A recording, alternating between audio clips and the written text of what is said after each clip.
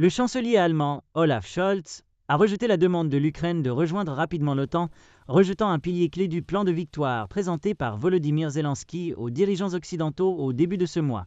Dans des commentaires que les médias étrangers rapportent avoir irrité les alliés de l'OTAN, Scholz a exclu catégoriquement la possibilité d'une adhésion de l'Ukraine dans un avenir proche, insistant sur le fait qu'aucun pays ne peut rejoindre l'Alliance occidentale alors qu'il est en guerre.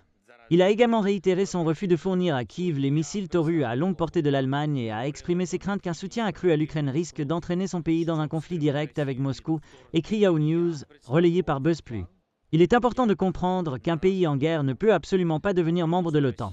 Tout le monde le sait, il n'y a pas de désaccord sur ce sujet, a déclaré Scholz dans sa première critique publique du plan de victoire du président ukrainien.